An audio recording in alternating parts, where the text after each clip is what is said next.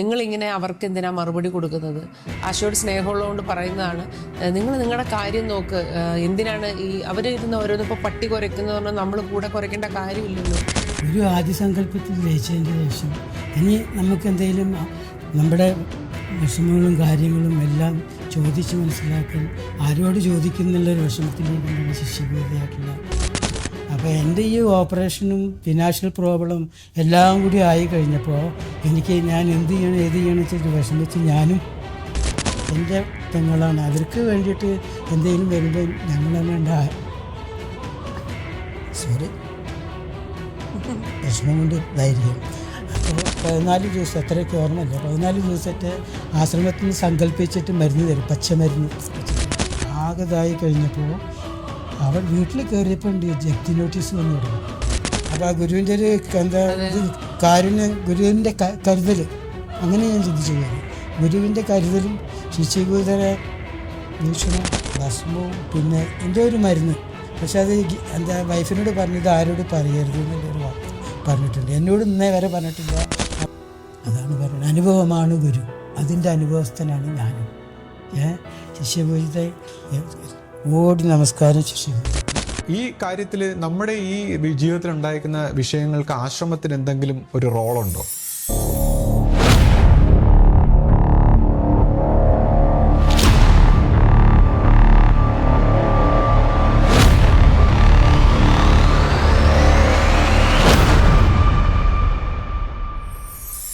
സദ്ഗുരുവേ ശരണം. എല്ലാവർക്കും ലൈഫ് ഡിവൈൻ്റെ പുതിയ എപ്പിസോഡിലേക്ക് സ്വാഗതം. ഇപ്പോൾ ഞാൻ കുറച്ച് ദിവസമായിട്ട് ഞാൻ വെയിറ്റ് ലോസിൻ്റെ വീഡിയോസൊക്കെ ഞാൻ അപ്ലോഡ് ചെയ്തുകൊണ്ടിരിക്കുന്നുണ്ട്. അപ്പം അതെന്താണെന്ന് വെച്ചാൽ നമ്മുടെ ശരീരമാണല്ലോ ജീവൻ്റെയും മനസ്സിൻ്റെയും ഒക്കെ ഒരു ഇരിപ്പിടം. അപ്പം ആ രീതിയിൽ ആധ്യാത്മികമായ കാര്യങ്ങൾ നമ്മുടെ ശരീരത്തിനും ഒക്കെ ആവശ്യമാണ്. അപ്പം അങ്ങനെ ഒരു കാര്യങ്ങൾ ചെയ്യുന്നത് പലർക്കും ഉപകാരമാണ് എന്ന് എനിക്ക് മനസ്സിലായതുകൊണ്ടാണ് ഞാൻ അതൊക്കെ ഇപ്പോൾ ചെയ്തുകൊണ്ടിരിക്കുന്നത് കേട്ടോ. പിന്നെ നമ്മുടെ ചാനലിൽ നമ്മൾ ചില വിവാദങ്ങൾ അല്ലെങ്കിൽ ചില വിഷയങ്ങളൊക്കെ നമ്മളിവിടെ ചർച്ച ചെയ്യാറുണ്ട്.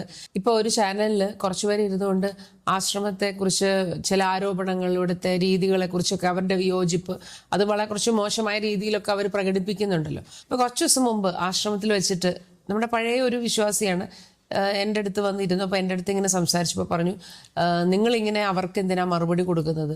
ആശയോട് സ്നേഹമുള്ളതുകൊണ്ട് പറയുന്നതാണ്, നിങ്ങൾ നിങ്ങളുടെ കാര്യം നോക്ക്. എന്തിനാണ് ഈ അവരിരുന്ന് ഓരോന്നും ഇപ്പോൾ പട്ടി കുരയ്ക്കുന്നത് പറഞ്ഞാൽ നമ്മൾ കൂടെ കുരയ്ക്കേണ്ട കാര്യമില്ലല്ലോ. അതുകൊണ്ട് നിങ്ങൾ നിങ്ങളുടെ കാര്യം നോക്ക്. പിന്നെ കുട്ടികളൊക്കെ വളർന്നു വരുന്നു, കുട്ടികളെയൊക്കെ അവർ മോശമായിട്ട് പറയില്ലേ, അപ്പോൾ അവർക്കൊക്കെ അത് വിഷമമാവും. അപ്പോൾ കുട്ടികളുടെ ഭാവിയെക്കുറിച്ചൊക്കെ ആലോചിച്ച് നിങ്ങൾ ഒരു കാര്യം ചെയ്യും, നിങ്ങളത് കണ്ടില്ല കേട്ടില്ല എന്നടിച്ച് നിങ്ങൾ പോകും, നിങ്ങൾ നിങ്ങളുടെ കാര്യം നോക്കുമെന്ന് പറഞ്ഞ് എൻ്റെ അടുത്ത് ഇങ്ങനെ വളരെ ഇതായിട്ട് പറഞ്ഞപ്പോൾ എനിക്ക് പെട്ടെന്ന് ഞാനൊന്ന് മിണ്ടാതെ ഇങ്ങിരുന്നു. സാധാരണ രീതിയിൽ ഞാൻ എൻ്റെ അടുത്ത് എന്തെങ്കിലും ആരെങ്കിലും ഇങ്ങനെ പറഞ്ഞാൽ ഉടനെ ഞാൻ അതിന് പ്രതികരിക്കാറുള്ള ഒരു സ്വഭാവമാണ് എൻ്റെത്. അപ്പം പക്ഷെ ഇപ്പോൾ ശ്രീ ഇങ്ങനെ പലപ്പോഴും പറഞ്ഞിട്ടുണ്ട്, ആശയം ഇങ്ങനെ ആരെങ്കിലും എന്തെങ്കിലും പറഞ്ഞാൽ നമ്മൾ ആ ഒരു ഇമ്പൾസിൽ മറുപടി പറയേണ്ട, നമ്മളങ്ങനെ പ്രതികരിക്കേണ്ട, അവഗണിക്കേണ്ടത് അവഗണിച്ചിട്ട് നമ്മൾ ശാന്തമായിട്ട് പോകണം എന്ന് ഒരു ഇത് പറയുന്നത് കൊണ്ട് ഇപ്പം ഞാൻ അങ്ങനെ പലപ്പോഴും ഒന്നിനും മറുപടി കൊടുക്കാതെ ഞാൻ ചിരിച്ച് മാറിക്കളയാണ് ചെയ്യുന്നത്. അപ്പോൾ ഇത് ഞാൻ വിചാരിച്ചു ഇനി അതുപോലെ ഇപ്പം എൻ്റെ യഥാർത്ഥത്തിലുള്ള എൻ്റെ ഒരു ഇത് വെച്ചിട്ട് ഞാൻ അപ്പം മറുപടി കൊടുക്കുന്ന ഒരാളാണ്. പക്ഷെ ഞാൻ കൊടുക്കാതെ ഞാൻ ആശ്രമത്തിൽ ആരാധന സമയമാണ് അവിടെ ഫ്രണ്ടിൽ ഇരിക്കുമ്പോഴാണ്. അപ്പോൾ ഞാനിങ്ങനെ കുറച്ചു നേരം സ്തംഭിച്ച് അങ്ങനെ ഇരുന്നെങ്കിലും ഒരു 2-3 മിനിറ്റ് കഴിഞ്ഞപ്പോൾ എനിക്ക് പെട്ടെന്ന് തോന്നി മറുപടി കൊടുക്കണം എന്ന് തോന്നി. ഞാനപ്പോൾ അവരുടെ അടുത്ത് പറഞ്ഞു, ഇപ്പോൾ ഞങ്ങളെ സംബന്ധിച്ച് നിങ്ങളുടെ കാര്യം നോക്കുമെന്നാണല്ലോ അവർ പറഞ്ഞത്. എനിക്ക് എൻ്റെ ഗുരുവിനെ അപമാനിക്കുന്നത് കേട്ടുകൊണ്ട് ഇരിക്കാൻ അതൊട്ടും നമ്മളെ കൊണ്ടത് പറ്റുന്ന കാര്യമല്ല. അപ്പോൾ അത് നമുക്കങ്ങനെ സഹിച്ചിരിക്കേണ്ട ആവശ്യമില്ല. അതിനുള്ള വായാണല്ലോ തന്നിരിക്കുന്നത് മറുപടി പറയാൻ. പിന്നെ നമ്മളെ സംബന്ധിച്ച് പറഞ്ഞാൽ നിങ്ങളുടെ കാര്യം നോക്കുന്ന പറയുമ്പോൾ എനിക്ക് ഇപ്പം ഞാനും ശ്രീ എന്ന് പറയുമ്പോൾ ഞാൻ ജനിക്കുന്നതിന് മുമ്പ് എൻ്റെ അച്ഛനും അമ്മയും ഇവിടെ വന്നിട്ടാണ് ഞാൻ ജനിക്കുന്നത്. ശ്രീയെ സംബന്ധിച്ച് പറയുകയാണെങ്കിൽ ശ്രീയുടെ അമ്മയ്ക്ക് 14 വയസ്സുള്ളപ്പോൾ മുതൽ ആശ്രമത്തിൽ വരുന്നതാണ്. അപ്പോൾ 10-60 കൊല്ലത്തെ പഴക്കം ശ്രീയുടെ കുടുംബത്തിനുണ്ട്. അപ്പോൾ നമ്മളെന്ന് പറയുന്നത് നമ്മളിതൊന്നും അറിയാത്ത ആൾക്കാരല്ല, നമ്മളിത് കണ്ട് വളർന്നവരാണ്. ആശ്രമം എന്താണെന്നും ഇതിൻ്റെ എല്ലാ കാര്യങ്ങളെക്കുറിച്ചും നമുക്ക് വ്യക്തമായിട്ട് നമുക്ക് ബോധ്യമുള്ളവരാണ്. അപ്പോൾ അങ്ങനെ അറിയാവുന്ന ഞങ്ങൾ ഇതുപോലെ ഞങ്ങൾക്ക് ഒരവസരം ഉള്ളപ്പോൾ നമ്മൾ ഇങ്ങനെ ഒരു പറയുന്നത് എന്തിന് നമ്മൾ കേട്ട് മിണ്ടാതിരിക്കേണ്ട ആവശ്യം എന്താണ്? അപ്പോൾ അതിന് ഞങ്ങൾക്കറിയാവുന്ന കാര്യങ്ങൾ പറയണം എന്നുള്ളത്, അല്ലാതെ അവരടുത്ത് തർക്കിച്ച് തോപ്പിക്കാനോ അല്ലെങ്കിൽ നമുക്ക് തർക്കിച്ച് ജയിക്കാനോ അങ്ങനെയുള്ള യാതൊരു കാര്യം ഉദ്ദേശം ഇവിടെ ഇല്ല. ഇപ്പോൾ അവരെൻ്റെ അടുത്ത് സംസാരിച്ചപ്പോൾ പറഞ്ഞു, ഇപ്പോൾ നിങ്ങൾ പറയുന്നത് കേട്ട് അവരതെടുത്ത് പ്രതികരിക്കും, അങ്ങനെ ഇത് വീണ്ടും മോശമായ രീതിയിലാവുന്നു. പക്ഷേ എനിക്ക് മനസ്സിലായിട്ടുള്ള ഒരു കാര്യം എന്താണെന്ന് അറിയോ, ആശ്രമത്തിൽ ഒരുപാട് പേര് കുറേ പേര് കണ്ടില്ല എന്ന് നടിക്കുന്നവരുണ്ട്, അല്ലെങ്കിൽ ഇതൊന്നും ഞങ്ങളുടെ ആവശ്യമല്ല എന്ന് ചിന്തിച്ച് നടക്കുന്നവരുണ്ട്. പക്ഷേ ഒരുപാട് പേര് ഞങ്ങളുടെ അടുത്ത് വന്ന് എപ്പോഴും പറയാറുണ്ട്, നിങ്ങൾ ഈ വീഡിയോ ഇടുന്നതുകൊണ്ട് ഞങ്ങൾക്ക് ഒരുപാട് ഉപകാരമാണ്, പല സംശയങ്ങളും ഞങ്ങൾക്ക് മാറി. അങ്ങനെ ഒരുപാട് പേര് മനസ്സിൽ ഇങ്ങനെ എന്തൊക്കെയോ തെറ്റിദ്ധാരണ കൊണ്ട് മാറിപ്പോയവർ ഒരുപാട് പേര് തിരിച്ചു വന്നു ആശ്രമത്തിൽ വരുന്നുണ്ട്. അവർ ഞങ്ങളെ കാണുമ്പോൾ ഞങ്ങളുടെ ഒരു വീഡിയോ ഇട്ടില്ലെങ്കിൽ അവരപ്പം അന്വേഷിക്കും, എന്താ ഇടാത്തത്, ഇടണം, ഗുരുവിൻ്റെ കാര്യം ഇടണം. ഇപ്പം തന്നെ ഞാൻ വെയിറ്റ് ലോസ് വീഡിയോ ഇടാൻ തുടങ്ങിയപ്പോൾ ഒരമ്മ എന്നെ കണ്ടപ്പോൾ എൻ്റെ അടുത്ത് വിളിച്ചിരുത്തിയപ്പോൾ ഇവിടെ ഒന്ന് ഇരിക്കുന്നു ഇരുത്തിയിട്ട് പറഞ്ഞു, അല്ല ഗുരുവിൻ്റെ കാര്യമൊക്കെ പറയണം കേട്ടോ എന്ന് പറഞ്ഞു. അതായത് ഞാനിപ്പോൾ വിഷയം മാറി എന്നുള്ളത്. അപ്പോൾ ഞാൻ കാര്യം പറഞ്ഞപ്പോൾ അല്ല ഇത് വേണം, ആളുകൾക്ക് ഉപകാരപ്പെട്ട കാര്യമാണ്, അത് വേണം, പക്ഷെ നമ്മൾ ഗുരുവിൻ്റെ കാര്യം നമ്മൾ വിട്ടുകളയരുത്. അങ്ങനെ പറയുന്ന എത്രയോ ആൾക്കാരുണ്ടെന്ന് അറിയാമോ. അപ്പോൾ അവർക്കെല്ലാം അത് ഉപകാരപ്പെടുന്നു എന്ന് മനസ്സിലാവുമ്പോഴാണ് നമ്മളത് വീണ്ടും നമുക്കത് ഇടാനുള്ള ഒരു പ്രചോദനം ഉണ്ടാവുന്നത്. അപ്പോൾ ഇന്ന് നമ്മളിപ്പോൾ ചർച്ച ചെയ്യാൻ അല്ലെങ്കിൽ ഷെയർ ചെയ്യാൻ ഉദ്ദേശിച്ചപ്പോൾ ആശയുടെ വലിയമ്മയുടെ മകൻ നമ്മുടെ ഗോപേട്ടൻ്റെ കുറച്ച് അനുഭവങ്ങളാണ് ശിഷ്യപൂജയെക്കുറിച്ചുള്ളതും ഗുരുവിനെ കുറിച്ചുള്ളതായിട്ടുള്ള. അദ്ദേഹം വളരെ പഴക്കം ചെന്ന ആശയുടെ അമ്മയോടൊപ്പമൊക്കെ ആശ്രമത്തിൽ വന്നതാണ്. അപ്പോൾ അദ്ദേഹത്തിൻ്റെ അനുഭവങ്ങൾ അത് വളരെ മഹനീയമായിട്ടുള്ള, നമുക്ക് വളരെ വേണ്ടപ്പെട്ട ചില അനുഭവങ്ങളാണ്. കാരണം അദ്ദേഹം കുടുംബവും ഇവിടെ നമ്മുടെ വീട്ടിൽ വന്നിട്ട് അടുത്ത ദിവസം പോകാൻ, ഗുരുവിനെ കണ്ടിട്ട് ശിഷ്യപൂജയെ കണ്ടിട്ട് പോകാനായിട്ടാണ് അവർ വന്നത്. പക്ഷേ 2 ദിവസം ശിഷ്യപൂജയെ കാണാൻ പറ്റിയില്ല, ഗുരുദർശനം ഉണ്ടായിരുന്നില്ല. അങ്ങനെ 3-ാമത്തെ ദിവസം അവരിറങ്ങുമ്പോഴാണ് പെട്ടെന്ന് നമുക്കൊരു വീഡിയോ അദ്ദേഹത്തെ കൊണ്ടൊന്ന് സംസാരിപ്പിച്ചാലോ എന്ന് തോന്നുകയും ഒരു വീഡിയോ എടുക്കുന്ന ഒരു ചിന്ത വന്നത്. സത്യം പറഞ്ഞാൽ അതൊരു നല്ല കാര്യമായി എന്ന് വേണം കരുതാൻ. കാരണം ആ വീഡിയോയിലൂടെ അദ്ദേഹം പറഞ്ഞ ചില അനുഭവങ്ങൾ, ഇപ്പോൾ ചില വ്യക്തികൾ ഇപ്പോൾ ഗുരുവിനെക്കുറിച്ച് അല്ലെങ്കിൽ ശിഷ്യപൂജയെക്കുറിച്ചൊക്കെ വളരെ മോശമായിട്ട് പറയുമ്പോൾ ദൈവം തന്നെ അല്ലെങ്കിൽ ഗുരു തന്നെ നമുക്കൊരു സ്ക്രിപ്റ്റ് തയ്യാറാക്കി തരുന്ന പോലെ നമുക്ക് തോന്നി. കാര്യം അദ്ദേഹം അതിന് നേരെ വിരുദ്ധമായി ഒരു പഴക്കം ചെന്ന വിശ്വാസിയാണ്, അദ്ദേഹം സ്വന്തം അനുഭവങ്ങൾ പറയുകയാണ്. അപ്പോൾ ദൈവം ഈ ഒരു തിരക്കഥ രചിക്കുകയാണോ എന്ന് എനിക്ക് തോന്നിപ്പോയാണ്. കാരണം ആ വീഡിയോ എടുത്തതിന് ശേഷവും ഞാൻ പറഞ്ഞു, ആശ കുറച്ചൊരു ഗ്യാപ്പിന് ശേഷം നമുക്ക് ഇടാം. കാരണം കുറേ കാലമായിട്ട് നമ്മൾ സ്പിരിച്വൽ ടോപ്പിക്സ് ഒക്കെ പറയുന്നല്ലോ, ഇപ്പോൾ നമുക്ക് ഒരു മറ്റ് കാര്യങ്ങളൊക്കെ കുറച്ച് നാൾ ചർച്ച ചെയ്യാം, അതിനുശേഷം നമുക്കൊരു ഗ്യാപ്പ് എടുത്തിട്ട് സംസാരിക്കാമെന്നൊക്കെ ഞാനിങ്ങനെ ആശയോട് പറഞ്ഞു. അപ്പോൾ ഇപ്പോൾ കഴിഞ്ഞ ദിവസം എന്നോടൊരു സുഹൃത്ത് എനിക്ക് മറ്റൊരു വീഡിയോ അയച്ചു തന്നിട്ട് ഇങ്ങനെയൊക്കെ കുറച്ച് ആരോപണങ്ങളൊക്കെ പറയുമ്പോൾ എനിക്ക് തോന്നി, ഗുരു തന്നെ നമുക്കൊരു സ്ക്രിപ്റ്റ് തയ്യാറാക്കി, ഗുരു ഒരു കഥ മറ്റൊരാളെ കൊണ്ട് പറയിച്ച് യാദർച്ഛികമായിട്ടാണ്. അപ്പോൾ അത് പറയാനുള്ള അത് ഷെയർ ചെയ്യാനുള്ള ഉചിതമായിട്ടുള്ള ഒരു സമയമായിട്ട് ഞാൻ കരുതുന്നു. കാര്യം വളരെ പഴക്കം ചെന്ന ഒരു വിശ്വാസി അദ്ദേഹത്തിൻ്റെ ജീവിതത്തിൽ ഗുരുവിൻ്റെ ദേഹവിയോഗത്തിന് ശേഷം ശിഷ്യപൂജയിലൂടെ അതേ അനുഭവം, അതേ ഗുരുവിൻ്റെ ആ ഒരു പ്രകാശം, അതേ സാന്നിധ്യവും സന്തോഷവും ഒക്കെ ലഭിക്കുന്നതായിട്ടും അദ്ദേഹത്തിൻ്റെ ജീവിതത്തിലുണ്ടായ അനുഭവങ്ങളെക്കുറിച്ച് ഷെയർ ചെയ്യാൻ. അപ്പോൾ ഇതുപോലുള്ള അനുഭവങ്ങൾ നമ്മളെല്ലാവരുടെയും ജീവിതത്തിൻ്റെ ഭാഗമായിട്ട് നമുക്ക് കിട്ടിക്കൊണ്ടിരിക്കുന്ന ഒരു കാര്യമാണ്. അപ്പോൾ നമുക്ക് ആ വീഡിയോ ഒന്ന് കണ്ടു നോക്കാം. ഇപ്പോൾ ഗോപേട്ടനെ കുറിച്ച് ഒരു കാര്യം പറയണം. ഇപ്പോൾ ഗോപേട്ടൻ്റെ സംസാരം കേൾക്കുമ്പോൾ നിങ്ങൾക്കത് മനസ്സിലാവും, പുള്ളി യഥാർത്ഥത്തിൽ വളരെ പാവമായിട്ടാണ്, അല്ലെങ്കിൽ വളരെ ഒരു സാധുവിനെ പോലെയാണ് പുള്ളി സംസാരിക്കുന്നത്.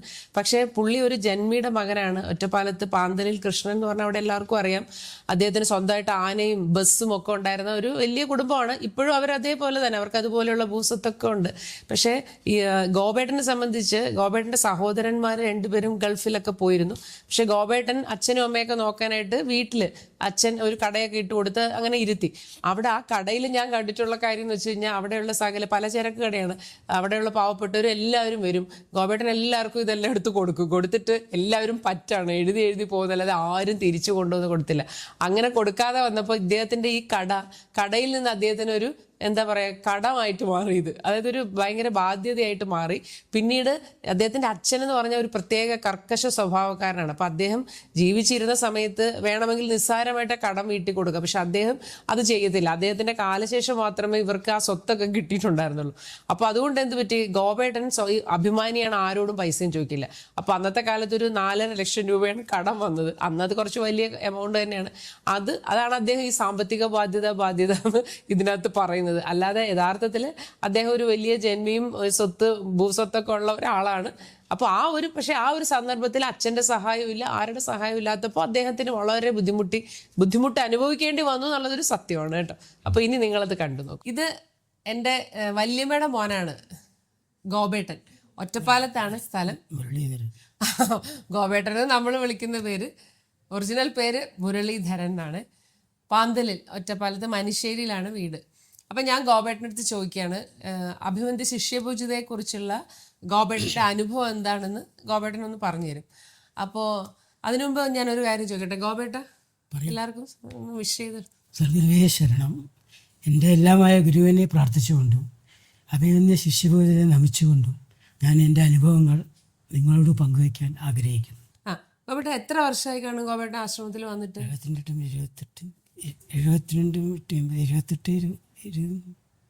54 വർഷമായിട്ടുണ്ടാവും. അതായത് 72. ഗോപേട്ടൻ വന്നിട്ട് 54 വർഷമായി. അത്രയും പഴക്കമുള്ള ഒരു വിശ്വാസിയാണല്ലോ ഇത്. അങ്ങനെയുള്ള ഒരാള് നമ്മളുടെ അടുത്ത് എന്താണ് ഗുരുവിനെ കുറിച്ച്, അഭിമന്യ ശിഷ്യപൂജിതയെക്കുറിച്ചും പറയാനുള്ളത് നമ്മളൊന്ന് അറിയുന്നത് നല്ലതല്ലേ?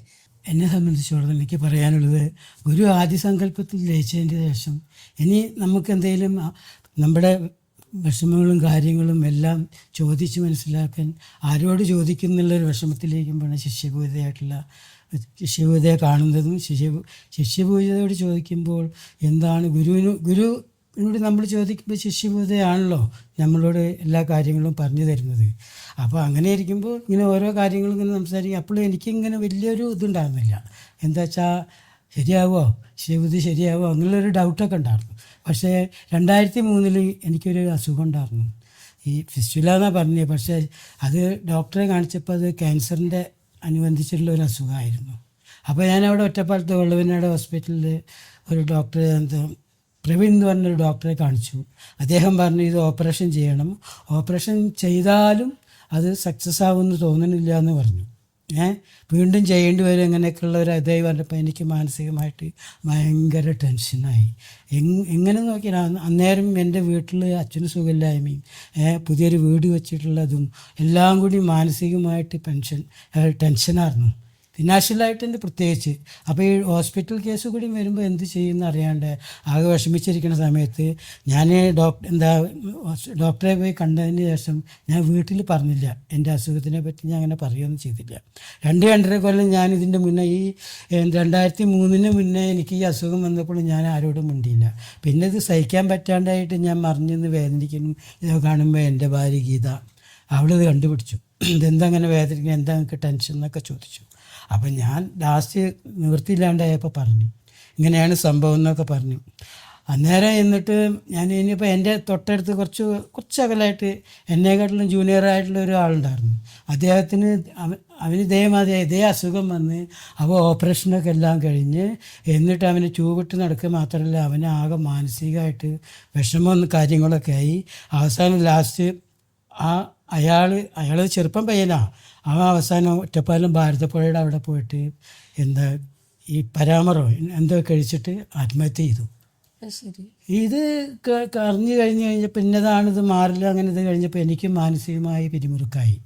അപ്പോൾ എൻ്റെ ഈ ഓപ്പറേഷനും ഫിനാൻഷ്യൽ പ്രോബ്ലം എല്ലാം കൂടി ആയി കഴിഞ്ഞപ്പോൾ ഞാൻ എന്ത് ചെയ്യണം വെച്ചിട്ട് വിഷമിച്ച് ഞാനും ഇങ്ങനെ കടന്നുകൊണ്ട് ഇങ്ങനെ. അപ്പോൾ എൻ്റെ അച്ഛന് സുഖമില്ലാത്തതുകൊണ്ട് ഞങ്ങളിപ്പോൾ താഴത്ത് തൊട്ട റൂമിലാണ് ഞാനും വൈഫും മക്കളൊക്കെ കിടക്കുക. അച്ഛൻ പെട്ടെന്ന് വിളിക്കുക എന്തെങ്കിലും ചെയ്യുമ്പോൾ അങ്ങോട്ട് പോകണമെന്ന് വെച്ചു.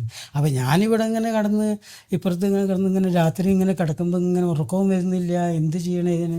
ഒരു ഭാഗത്ത് ഫിനാൻഷ്യൽ പ്രോബ്ലം, ഒരു ഭാഗത്ത് അച്ഛന് സുഖമില്ലാണ്ടായി, ഒരു ഭാഗത്ത് ബിസിനസ്സും കുറച്ച് ഡള്ളോ ഒക്കെ പാടതായിട്ട് എങ്ങനെ മുന്നോട്ട് പോകാമെന്ന് അറിയാണ്ടായപ്പോൾ വീട്ടുകാരെയും വിഷമിക്കാൻ പാടില്ല, അങ്ങനെയുള്ളതാണ് അവർ ആകതാവല്ലോ എന്ന് വിചാരിച്ചിട്ട് ഞാൻ ആത്മഹത്യ ചെയ്താലോ എന്ന് ചിന്തിച്ചു പോയി.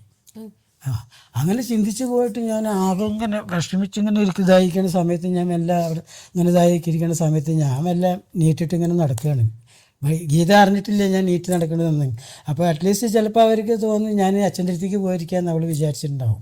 ഞാൻ അങ്ങനെ ഇത് എന്ത് ചെയ്യണം, എങ്ങനെ ചെയ്യണമെന്ന് അറിയാണ്ടായപ്പോൾ ഒരു രാത്രി 11 മണിയായിട്ടുണ്ടാവില്ലേ, ആശ ശിഷ്യപൂജിത ആശേനെ ആശ്രമത്തിലേക്ക് വിളിച്ചു. 2 പേരെ ആശ്രമത്തിൽ നിന്ന് വന്നിട്ട് രാത്രിയിൽ.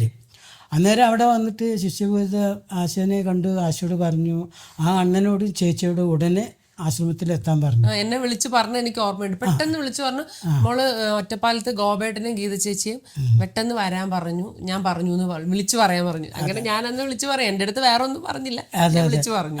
അപ്പൊ അന്നേരം എന്നെ കാണാനായിട്ട് ഗീത ഇങ്ങനെ തെരഞ്ഞെടുക്കുക. ഞാൻ അപ്പം രാത്രിയാണ് വിളിച്ചത്, രാത്രി നേരത്താണ് ആ സമയത്താണ് ഞാൻ വിളിക്കുന്നത്. അതെ അന്നേരം വിളിച്ച്.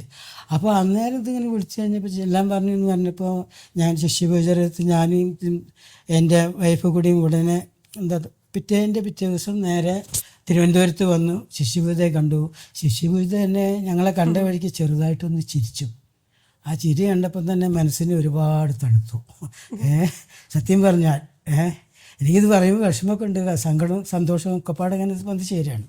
അപ്പോൾ ശിശുപൂജ പറഞ്ഞു എന്താ അവിടെ ഹോസ്പിറ്റലിൽ, അവിടെ കൊട്ടാരക്കര ഹോസ്പിറ്റലിൽ നമ്മുടെ വിശ്വസിയായ വിശ്വംഭരൻ ഡോക്ടറെ, അദ്ദേഹത്തിന് ഇതപ്പോൾ കണ്ടു. ഞാൻ ഇവിടുന്ന് ഇപ്പോൾ ശിശുപൂജത്തെ ഇപ്പോൾ കണ്ട് ദർശനം കഴിഞ്ഞ് വരുമ്പോൾ ഇപ്പോൾ അവിടുന്ന് കണ്ടു ഞാനിപ്പോൾ. അദ്ദേഹമായിട്ട് സംസാരിച്ചു. അപ്പോൾ അദ്ദേഹത്തിൻ്റെ അടുത്ത് പോകാൻ പറഞ്ഞു കൊട്ടാരക്കര ഹോസ്പിറ്റലിലേക്ക്. ശിശുപൂജയുടെ എല്ലാ സൗകര്യങ്ങളൊക്കെ ചെയ്തു തന്നു ഞങ്ങൾക്ക്. മാത്രമല്ല ഞങ്ങളവിടെ എത്തിയോ എന്നുള്ള അന്വേഷിച്ച് എപ്പോഴും ആശയോട് ഇങ്ങനെ അന്വേഷിച്ചുകൊണ്ടേയിരിക്കും. അവിടെ ചെന്നപ്പോൾ അവിടെ ഏതോ ഒരു ബേക്കറിയൊക്കെ നടത്തുന്ന ഒരു അമ്മയുണ്ട്. അമ്മ അവിടെ റെഡി ആയിട്ടിരിക്കുന്നു. ആ ക്യാൻറ്റീനിൽ ഇവരൊക്കെ പറഞ്ഞ് നിറച്ചു നല്ല തിരക്കുള്ള സമയം ഹോസ്പിറ്റലിൽ. അന്നേരം ഞങ്ങളവിടെ, ഞാനും എൻ്റെ വൈഫും അവിടെ ചെന്ന് കഴിഞ്ഞപ്പോൾ ഇങ്ങനെ അന്വേഷിച്ചു, ഇങ്ങനെ ആശ്രമത്തിൽ നിന്ന് വരികയാണ് ശിവത പറഞ്ഞിട്ട്. അങ്ങനെ അവർ പറഞ്ഞപ്പോഴേക്ക് തന്നെ എന്നെ കൊണ്ടുപോയി വല്ല VIP ഒന്ന് കൊണ്ടുപോകും പോലെ അത്രയും തിരക്കിൻ്റെ ഇടയിൽ എന്നെ അങ്ങോട്ട് കൊണ്ടുപോയിട്ട് ഡോക്ടർ ചെക്കപ്പ് ചെയ്തു കഴിഞ്ഞപ്പോൾ ഡോക്ടർ പറഞ്ഞു അഡ്മിറ്റ് ആക്കണം, ഇങ്ങനെ കാര്യങ്ങളൊക്കെ പറഞ്ഞു. അഡ്മിറ്റ് ആക്കണം എന്ന് പറഞ്ഞപ്പോൾ ഇപ്പോൾ ഏതൊക്കെ റൂമിനാണ് എന്തൊക്കെയാണ് കിട്ടുക എന്നുള്ളതൊക്കെ ഇങ്ങനെ ഇതായിരിക്കുമായിരുന്നു അന്നേരം. അപ്പോൾ ഡോക്ടർ എല്ലാം നല്ലൊരു റൂമൊക്കെ ഞങ്ങൾക്ക് ശരിയാക്കി തന്നു കഴിഞ്ഞ് പിറ്റേ ദിവസം ഓപ്പറേഷൻ ചെയ്ത് കഴിഞ്ഞ് പിന്നെ അതിനിടയിൽ ശിശുപൂജ ഇടയ്ക്കിടയ്ക്ക് ഇങ്ങനെ അന്വേഷിക്കുന്നുണ്ട്. ആശയോട് ഇങ്ങനെ ഇടയ്ക്കിടയ്ക്കുണ്ട് അണ്ണൻ്റെ കാര്യം എന്താണ്, എപ്പോഴും അന്വേഷിച്ചുകൊണ്ടിരിക്കണം, ബുദ്ധിമുട്ട് വരാൻ പാടില്ല. അത് പ്രത്യേകം ശിശുപൂജ ഇടയ്ക്കിടയ്ക്ക് ഇങ്ങനെ. അതൊക്കെ കേൾക്കുമ്പോൾ തന്നെ ഇത്രയും തിരക്കിൻ്റെ ഇടയിൽ ഗുരു നമ്മളെ ശ്രദ്ധിക്കുന്നുണ്ടുള്ളതെന്ന് ആലോചിച്ച് പോയി ഒരുപാട്. അപ്പോഴെനിക്ക് ഈ ശിശുപൂജയിലുള്ള കൂടുതൽ വിശ്വാസം വരെ ചെയ്തു. അതായത് രാത്രി 11 മണിക്ക് ഞങ്ങൾ അറിയിച്ചിട്ട് കൂടിയില്ല, ഞങ്ങൾ ആശാനെ അറിയിച്ചിട്ടില്ല, ആരെയും അറിയിച്ചിട്ടില്ല. ഈ വേദനയും വിഷമം അറിയുമ്പോൾ അപ്പോൾ ആ ഗുരുവിൻ്റെ ശ്രദ്ധ എന്ന് പറയല്ല, ഗുരുവിൻ്റെ ആ വീക്ഷണം, സ്നേഹം എന്ന് പറയുന്നത് ഇവിടേക്കാണ്. ഗുരുസ്നേഹം എന്ന് കൂടുതൽ അറിയാൻ പറ്റണത് വാക്കുകൾ കൊണ്ട് പറഞ്ഞുകൊണ്ടൊന്നുമില്ലല്ലോ, അനുഭവമാണല്ലോ ഗുരു, നമുക്കതുകൊണ്ട് പറയുകയാണ്. അപ്പോൾ അവിടെ കൊട്ടാരക്കര ഹോസ്പിറ്റലിൽ പോയി അതൊക്കെ ഓപ്പറേഷൻ ചെയ്ത് കഴിഞ്ഞപ്പോൾ സാധാരണ എന്നെ ഡ്രസ്സ് ചെയ്യാനൊക്കെ വരിക സാധാരണ അസിസ്റ്റൻ്റ് നേഴ്സോ ആരാ വരിക, ഡോക്ടറുടെ ഒപ്പം വരിക ഡ്രസ്സ് ചെയ്യാനൊക്കെ. അവരെല്ലാം വന്ന് വിശ്വംഭരൻ ഡോക്ടർ തന്നെ ദിവസം വന്ന് ഡ്രസ്സ് ചെയ്ത് അങ്ങനെ ഒരു 10 ദിവസം കിടന്നു. 10 ദിവസമായപ്പോഴേക്ക് എനിക്ക് ആകെ വിഷമായി. തൊട്ടപ്പുറത്തെ ബെഡിലൂടെ എൻ്റെ വൈഫ് പോയിട്ട് ചോദിക്കും, നിങ്ങൾക്ക് എത്രയായി, ഓപ്പറേഷൻ ചാർജ് എത്രയായി, ഹോസ്പിറ്റലിൽ ഡിസ്ചാർജ് ആകുമ്പോൾ എത്രയാവും, ഇങ്ങനെ ചോദിച്ചുകൊണ്ടിരിക്കുക. പക്ഷേ ഇത് എല്ലാം കഴിയുന്നവരിൽ മെഡിസിനായാലും എന്തിനായാലും ഞങ്ങളുടെ അടുത്ത് നിന്ന് കാശ് ചോദിക്കണമില്ല, എത്ര അടയ്ക്കണമെന്ന് പറയണമില്ല, മരുന്ന് മേടിക്കുക എത്ര മേടിക്കുന്നു, അങ്ങനെയുള്ള ഒരു പ്രശ്നമില്ല. അപ്പം ഞങ്ങൾക്ക് കൂടുതൽ പ്രശ്നമായി. കാരണം പൈസ കുറച്ച് വെറും 5000 രൂപയായിട്ടാണ് ഞങ്ങൾ വന്നേക്കണത്. ഇവിടെ വന്ന് കഴിഞ്ഞപ്പോൾ എന്ത് ചെയ്യും, ഇങ്ങനെയുള്ള വിഷമത്തിൻ്റെ ഇങ്ങനെ അഡ്ജസ്റ്റ്. എനിക്ക് വാങ്ങിയ കഞ്ഞി ഉണ്ടല്ലോ, കൊണ്ടുവരുന്ന കഞ്ഞി എന്നാണ് ഗീത എടുത്ത് കുടിക്കുക. കാരണം ഈ സാമ്പത്തികത്തിൻ്റെ ഒരു വശം നമ്മുടെ നാട്ടിലല്ലല്ലോ. അങ്ങനെ ഇരിക്കുമ്പോൾ അപ്പോഴും ശിശുപൂജ അന്വേഷിക്കേണ്ട അവർക്ക് എന്തെങ്കിലും കുറവുണ്ടോ എന്ന് അതിങ്ങനെ ഓരോ പ്രാവശ്യം ഇടയ്ക്കിടയ്ക്ക് ഇങ്ങനെ അന്വേഷിക്കുമ്പോൾ ഞങ്ങൾക്ക് വിഷമം തോന്നുന്നു. വിഷമം കൊണ്ട് വെച്ചാൽ സന്തോഷം കൊണ്ട് സങ്കടം വരിക എന്നൊക്കെ പറയുന്നില്ലേ, അതുപോലെയായിരുന്നു. എന്നിട്ട് അത് കഴിഞ്ഞ് ഡിസ്ചാർജ് ആവുന്ന സമയത്ത് അപ്പോൾ അതിൻ്റെ ഇടയിൽ ഈ ഇടയ്ക്കിടയ്ക്ക് വരുന്ന ഈ ചെക്കപ്പ് ചെയ്യാൻ വരുന്ന നഴ്സുമാരുണ്ടല്ലോ, അവർ പറയും, ഞാൻ ഒരിക്കലും ചോദിച്ചു ഞാൻ എന്താ ഇത് അസുഖം വീണ്ടും വരും എന്നൊക്കെ പറയുന്നുണ്ടല്ലോ പറഞ്ഞു. അപ്പോൾ അവർ പറഞ്ഞു അത് വരുമെന്ന് എന്തിനപ്പോൾ ചിന്തിക്കുന്നത്, അതൊന്നും വരില്ല. അങ്ങനെ പറഞ്ഞ് സമാധാനമാക്കി. എങ്കിലും ഇത് കഴിഞ്ഞ് ഡിസ്ചാർജ് സമയത്ത് ബില്ല് പേ ചെയ്യാൻ പറഞ്ഞപ്പോൾ അതിൽ വിശ്വംഭരൻ ഡോക്ടറുടെ കൺസൾട്ടൻറ്റ് ഫീസോ ഓപ്പറേഷൻ ചാർജോ അങ്ങനെയുള്ളതൊന്നും കാണാനില്ല. അപ്പോൾ ചോദിച്ചു ഇതെന്താണ് ഇങ്ങനെ ചോദിച്ചപ്പോൾ വിശ്വംഭരൻ ഡോക്ടർ പറയുകയാണ്, ഇത് ഞാനും ഗുരുവും തമ്മിലുള്ള കണക്കാണ്, അതിനെപ്പറ്റി നിങ്ങൾ ചിന്തിക്കണ്ട, നിങ്ങൾ ആ ഹോസ്പിറ്റലിൻ്റെയും മെഡിസിനും കാശ് മാത്രം കൊടുത്താൽ മതി പറഞ്ഞു. അപ്പോൾ അതിൽ വേറൊരു അത്ഭുതം എന്താണെന്ന് വെച്ചിട്ടുണ്ടെങ്കിൽ എൻ്റെ വൈഫിൻ്റെ തൊട്ടടുത്ത് പൊന്നാനിയിലാണ് എൻ്റെ വൈഫ് ഹൗസ്. അവർ വീടിൻ്റെ അവിടുത്തെ അവർ ഫിനാൻഷ്യലായിട്ട് നല്ല കഴിവുള്ള ഒരു പഴയ തറവാട്ടുകാരാണ് അവർ, എൻ്റെ വൈഫ് ഹൗസ്. അവരെ തൊട്ടടുത്ത് ഈ നമ്മുടെ ഈ ഇത് പറയുന്നത് ജ്യോതിഷം രാശിവെക്ക് അങ്ങനെന്താ പറയുക, അങ്ങനെയുള്ളൊരു ആൾക്കാരായിരുന്നു. അപ്പോൾ അതിൽ 2 ആൺകുട്ടികളുണ്ടായിരുന്നു അവർക്ക്. അവരുടെ അമ്മയ്ക്ക് അവരുടെ അച്ഛൻ ഈ കുട്ടികൾ ചെറുതാകുമ്പോഴേ മരിച്ചു. അപ്പോൾ ഈ 2 ആൺകുട്ടികളെയും വളർന്നത് എൻ്റെ വൈഫ് ഹൗസിൽ. അവർ തൊട്ടടുത്ത വീട്ടിലാണ്. ഭക്ഷണം കൊടുക്കലും കഴിക്കലും ഇതൊക്കെ കടത്ത മാത്രം അവർ വീട്ടിൽ. അത്രയും വിഷമത്തിലുള്ള ഒരു ഇതായിരുന്നു. അപ്പോൾ എൻ്റെ വൈഫിൻ്റെ അമ്മയാണ്, വൈഫിൻ്റെ അമ്മയോട് ഈ കുട്ടികളുടെ അമ്മ മരിക്കുന്ന സമയത്ത് ഇങ്ങനെ അവരെ ഇപ്പോൾ പറഞ്ഞു, കാർത്തേനി എൻ്റെ മക്കളെ നീ രക്ഷിക്കണേ, അവരെ നോക്കണേ പൊന്നുപോലെ, നീ അല്ലാണ്ട് ആരുമില്ല എന്നുള്ളൊരു വാക്ക് പറഞ്ഞു. അന്ന് മുതൽ എൻ്റെ വൈഫിൻ്റെ അമ്മ മക്കളെ നോക്കി, അവർക്ക് ജോലിയാവുന്നവരെല്ലാം നോക്കി അവർ പോയി കഴിഞ്ഞു. അതിൻ്റെ ഒരുത്തൻ ഒരു 2ാമത്തെ മകൻ, അവൻ തിരുവനന്തപുരത്ത് അവന് ജോലിയായി. ഞാനിങ്ങനെ ഇങ്ങനെ ഹോസ്പിറ്റലിൽ അഡ്മിറ്റായിന്ന് എങ്ങനെയോ അവരറിഞ്ഞു, ഞങ്ങൾ അറിയിച്ചൊന്നുമില്ല. അപ്പോൾ അവൻ ഇത് അറിഞ്ഞ വഴിക്ക് വേഗമുണ്ട് ഞങ്ങൾ ഹോസ്പിറ്റലിലേക്ക് വന്നിട്ട് അവൻ വന്നേക്കണു, കാറെടുത്ത് വന്നിട്ട് അവൻ കുറേ അച്ചാറും കണ്ണിക്കണ്ട കമ്പിളി ഇതൊക്കെ ആയിട്ട് ഇങ്ങനെ വന്നേക്കണു, കുറേ ഡ്രസ്സും കാര്യങ്ങളൊക്കെ ആയിട്ട് വന്ന്. ഞങ്ങളാകെ അത്ഭുതപ്പെട്ടു, ഇവനോടൊന്നും പറഞ്ഞിട്ടില്ലല്ലോ ഇത് എന്താണെന്നുള്ളത്. അപ്പോൾ ഇങ്ങനെ വന്നു കഴിഞ്ഞപ്പോൾ അപ്പോൾ അവർക്ക് ആ മക്കൾക്ക് ജോലി കിട്ടിയിട്ട് ആദ്യത്തെ ശമ്പളം കൊടുത്തത് എൻ്റെ വൈഫിൻ്റെ അച്ഛനും അമ്മയ്ക്കാണ് കൊടുത്തത്. അങ്ങനെ ഇപ്പോഴും അവർ വന്നാലും പോയാലും ഒക്കെ അത് അവിടെ വന്നിട്ട് എല്ലാം ചെയ്ത് ചോദിച്ചിട്ടാണ് ചെയ്യുള്ളൂ. അങ്ങനെ ഇതായി കഴിഞ്ഞ് അപ്പോൾ അവണ്ട് വന്നു കഴിഞ്ഞ് ഇതൊക്കെ കൊടുന്നു കഴിഞ്ഞപ്പോൾ ഞാൻ പറഞ്ഞു, അപ്പോൾ ഞാൻ എന്തിനാ ഇതൊക്കെ കയറ്റി കൊടുന്നു, ഇവിടെ എല്ലാ സൗകര്യങ്ങളും ഇവിടുന്ന് ഒക്കെ ഹോസ്പിറ്റലിലൊക്കെ ശരിയാക്കിയിട്ടുണ്ട്, ഇങ്ങനെ കാര്യങ്ങളൊക്കെ പറഞ്ഞു. അത് ശരിയാണ്. എന്നാലും എനിക്ക് ഗീതേച്ചി ഞങ്ങളുടെ ചേച്ചിയാണ്, എൻ്റെ വൈഫിൻ്റെ പേര് ഗീതാണ്. ഗീതേച്ചിക്ക് എൻ്റെ പെങ്ങളാണ്. അവർക്ക് വേണ്ടിയിട്ട് എന്തെങ്കിലും വരുമ്പോൾ ഞങ്ങളല്ലാണ്ട് വിഷമം കൊണ്ട് ഇതായിരിക്കും. അപ്പോൾ അല്ലാണ്ട് ആരുള്ളൂ എന്ന് പറഞ്ഞിട്ട് ഞങ്ങളാണെങ്കിൽ ആകെ വിഷമിച്ചിങ്ങനെ ഇരിക്കുന്ന സമയത്തിൽ ഈ ഫിനാൻഷ്യലായിട്ട് ഇത് പറയാനും പറ്റില്ല ആരോടും. അപ്പോൾ ആ കുട്ടി അവിടെ ക്യാൻറ്റീനുണ്ട്, ക്യാൻറ്റീനിൽ ഫുഡിൻ്റെ കാര്യമൊക്കെ ഏൽപ്പിച്ചിട്ടാണ് പോകുന്നത്. അന്നേരം പോണ സമയത്ത് അവൻ ഇറങ്ങുന്ന സമയത്ത് അവൻ്റെ ഒരു 20,000 രൂപ എൻ്റെ കയ്യിൽ തരണം. 2003 അല്ലേ? 2003 ഈ 20,000 രൂപ എന്നപ്പോൾ ഇത് എന്തിനാണെന്ന് ചോദിച്ചു. അപ്പോൾ പറഞ്ഞു ഇവിടെ ആവശ്യങ്ങളൊക്കെ. അപ്പോൾ ഞാൻ വേറെ പറഞ്ഞ ആവശ്യങ്ങളെല്ലാ സൗകര്യങ്ങളും ഇവിടെ ഉണ്ട്, എല്ലാം ആശ്രമത്തിൽ നിന്നൊക്കെ പറഞ്ഞ് ശരിയാക്കിയിട്ടുണ്ട്, ഇങ്ങനെ എല്ലാം പറഞ്ഞു. സത്യത്തിൽ കാശില്ല, കുറച്ച് കാശുണ്ടായിരുന്നല്ലോ. അപ്പോൾ ഈ ഡിസ്ചാർജ് ആകുമ്പോൾ എന്താവുമെന്ന് നമുക്കറിയാൻ പാടില്ലല്ലോ. അപ്പോൾ ഞാൻ പിന്നെ അത് വാങ്ങി വെച്ചു, ഇതത് വാങ്ങി വെച്ചു. അത് കഴിഞ്ഞ് അധികം പോയി. പിന്നെ കഴിഞ്ഞ് ഡിസ്ചാർജ് സമയത്ത് ബില്ല് വന്ന് ഇത് കഴിഞ്ഞപ്പോൾ അന്നത്തെ ദിവസം ഉണ്ട് ഈ കുട്ടി കാറെടുത്തിട്ട് വന്നേക്കുണ്ട് ഡിസ്ചാർജ് ദിവസം. ഞങ്ങൾ പോകാൻ നിൽക്കുമ്പോൾ ഡിസ്ചാർജ് ആക്കുമ്പോൾ ഈ വിചാരിച്ച പോലെ നേരത്തെ പറഞ്ഞ പോലെയുള്ള പൈസ ഒന്നും ഇത്ര വന്നതുമില്ല. ഈ കാശ് ബാക്കി വന്നപ്പോൾ അവൻ്റെ കയ്യിൽ കൊടുക്കാൻ പറഞ്ഞപ്പോൾ അത് സമ്മതിച്ചില്ല. ഞങ്ങളെ ആശുപത്രിയിൽ കൊണ്ടാക്കാൻ പോണ സമയത്ത് 20,000 രൂപ കൂടി തന്നു കയ്യിൽ. അത് ശരി.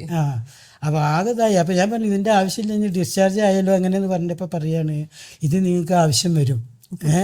എന്താണെന്ന് വെച്ചിട്ടുണ്ടെങ്കിൽ ഇപ്പോൾ പോയിട്ട് എല്ലാം ആദ്യമൊക്കെ തുടങ്ങണ്ട, A to Z തുടങ്ങണ്ട, അങ്ങനെയുള്ളതൊക്കെ വർത്താനം പറഞ്ഞു.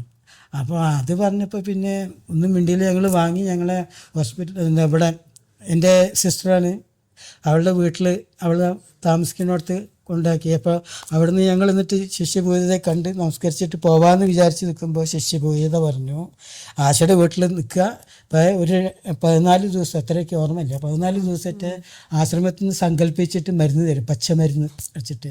അന്ന് ഇവിടുത്തെ ജന്നിയുടെ പേരെന്താ, കൊട്ടാരക്കരല്ലേ? അല്ല, ജന്മഗ്രഹത്തിലെ അഭേദജന്യ. അന്ന് അല്ല ഇപ്പം അവിടെയാണ്, അവിടെ ഉണ്ട് ഇവിടെ. അന്ന് ജന്നി ഇവിടെ ഉണ്ട്. ആ ജന്നിയാണ് ഞങ്ങൾക്ക് മരുന്നൊക്കെ സങ്കല്പിച്ച് എതിരെയൊക്കെ ചെയ്ത് കുടിയിൽ പോയി ഞങ്ങൾ പ്രാർത്ഥിച്ച് ഞാൻ 14 ദിവസം കഴിച്ചു പച്ചമരുന്ന് കഴിച്ചു. പക്ഷേ അന്ന് ഡോക്ടർ പറഞ്ഞു എൻ്റെ ഈ മുറിവ് ഉണങ്ങണമെങ്കിൽ 2 മാസം വരും എന്ന് പറഞ്ഞു, ഇത് ഉണങ്ങണമെങ്കിൽ. പക്ഷേ 2 ആഴ്ച കഴിഞ്ഞപ്പോൾ ഡോക്ടർ വിശ്വംഭര സാറ് ശിഷ്യഭൂതരെ കാണാൻ വന്നു. അന്നേരം ഞാനും ശിഷ്യഭൂതരെ അടുത്ത് ഞാനും എൻ്റെ വൈഫ് ശിഷ്യഭൂതനെ സംസാരിച്ചുകൊണ്ടിരിക്കുന്ന സമയത്ത് ഇദ്ദേഹം കയറി വന്നത്. ഇദ്ദേഹം കയറി വന്നു കഴിഞ്ഞപ്പോൾ എന്തൊക്കെയാണ് ഇങ്ങനെ സംസാരിച്ച് കഴിഞ്ഞപ്പോൾ എന്നെ കണ്ടപ്പോൾ ചോദിച്ചു എങ്ങനെയുണ്ട് എന്നൊക്കെ ചോദിച്ചു ഡോക്ടർ. അപ്പോൾ ഇങ്ങനെ അതിന് മുന്നേ ഞങ്ങൾ ശിഷ്യഭൂതർ പറഞ്ഞു ഇങ്ങനെ ഉണങ്ങാൻ ഇത്തിരി താമസമൊക്കെ ഉണ്ടാവും എന്നൊക്കെ പറഞ്ഞു, ഇങ്ങനെ പറഞ്ഞു. അപ്പോൾ ശിഷ്യബോധ പറഞ്ഞ് ഡോക്ടർമാർ അവർ അവരൊക്കെ പഠിച്ചതല്ലേ, അതവരങ്ങനെ പറഞ്ഞോട്ടേ പറഞ്ഞു. അപ്പോൾ എനിക്കതത്ര ഇതായില്ല. പിന്നെ അത് കഴിഞ്ഞപ്പോൾ ഡോക്ടർ വന്ന് പറഞ്ഞിട്ട് ഇങ്ങനെ പറഞ്ഞു, എന്നെ അപ്പോൾ ചെക്കപ്പ് ചെയ്ത് ഡോക്ടറുടെ അവിടെ വെച്ചിട്ട് എന്നെ ശിഷ്യബോധമാണ് അപ്പുറത്ത് ഇത് കൊണ്ട് എന്നെ ചെക്കപ്പ് ചെയ്തപ്പോൾ പറഞ്ഞു, മുറിവൊക്കെ ഒരുവിധം 90% ഉണങ്ങിയേക്കണല്ലോ, ഇത് എന്താണ് സംഭവം, ഗുരുവിൻ്റെ എന്താ കാരുണ്യമായിരിക്കുമെന്ന് പറഞ്ഞു. അങ്ങനെ അപ്പം എന്നിട്ട് ഈ വിശ്വംഭര സാറ് ശിഷ്യബോധയോടും പറഞ്ഞു ഇങ്ങനെ അത് പറഞ്ഞു കഴിഞ്ഞപ്പോൾ എന്നോട് ശിഷ്യബോധ പറഞ്ഞു, ശിഷ്യബോധ ഇരിക്കണതിൻ്റെ ലേശം അപ്പുറത്ത് മാറിയിട്ട് ഇരുന്ന് പ്രാർത്ഥിക്കാൻ പറഞ്ഞു. ഞാൻ അവിടെ ഇരുന്ന് പ്രാർത്ഥിച്ചു. പിന്നെ ശിഷ്യബോധിയും വിശ്വംഭര സാർ ഇങ്ങനെ സംസാരിച്ചുകൊണ്ടേയിരുന്നു, ഓരോ കാര്യങ്ങളൊക്കെ പറഞ്ഞിട്ട്.